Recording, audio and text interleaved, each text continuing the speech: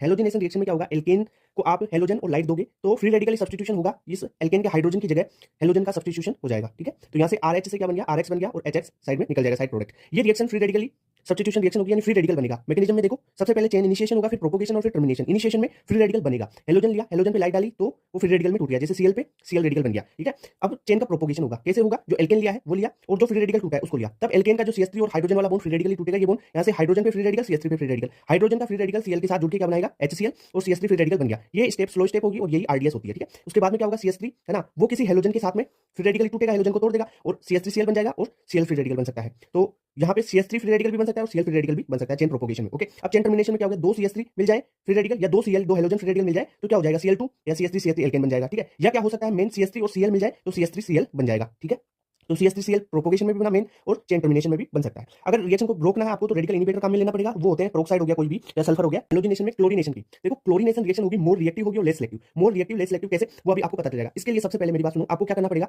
RP RS और RT rate देखनी पड़ेगी, प्राइमरी की, सेकेंडरी की और टर्शियरी की। 1:3.8:5 होती है।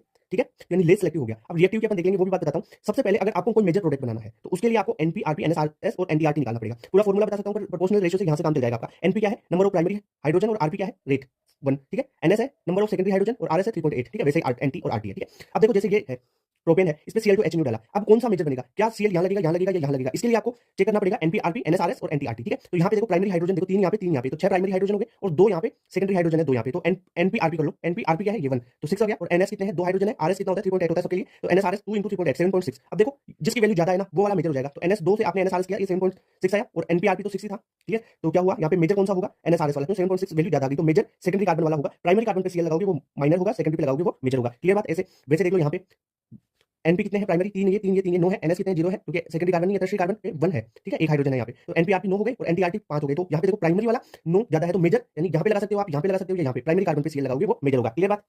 हेलोजनेशन में ब्रोमिनेशन की बात करते हैं। ब्रोमिनेशन मोर सिलेक्टिव और लेस रिएक्टिव होती है। मोर सिलेक्टिव देखो इसकी जो रेट है ना वो देख लो, प्राइमरी कार्बन सेकेंडरी कार्बन और टर्शियरी कार्बन का रेशियो 182 और 1600 होता है। ठीक है, बहुत ज्यादा होता है। तो आपको मेजर प्रोडक्ट तो यार RT टर्शियरी तो 1600 है ना, सेकेंडरी 82 है, तो मेजर प्रोडक्ट तो थर्ड डिग्री बन जाएगा, फिर सेकंड डिग्री और फिर प्राइमरी। ठीक है, तो आपको मेजर बनाना, जैसे ये ले लिया आपने प्रोपेन ले लिया, प्रोपेन Br2H डाला, यहाँ पे Br कहाँ पे लगा, हेलोजनेशन करना है Br लगाना है, यहाँ पे लगाएं, यहाँ पे लगाएं, यहाँ पे लगाएं। ठीक है, तो इसके लिए आप देखो, अगर टर्शियरी है तो वहाँ पे लगाओ, सेकेंडरी है तो वहाँ पे लगाओ, प्राइमरी है तो वहाँ पे लगाओ, यानी देखो ऑर्डर देख लो, यहाँ पे सेकेंडरी है, टर्शियरी नहीं है, सेकेंडरी है, सेकेंडरी पे लग जाएगा। यहाँ पे देख लो, इसमें देखो यहाँ पे प्राइमरी है और ये है टर्शियरी, तो टर्शियरी पे आप Br लगाओगे। ठीक है, तो इसमें मेजर प्रोडक्ट टर्शियरी वाला होगा, फिर टर्शियरी नहीं है तो सेकेंडरी वाला, सेकेंडरी नहीं है तो प्राइमरी फिर लगाना है। ठीक है, यहाँ पे देखो, तो ये टर्शियरी है ना, तो टर्शियरी यहाँ पे लगाओ, यहाँ पे लगाओ, एक ही बात है, तो Br यहाँ पे लगा दिया हमने।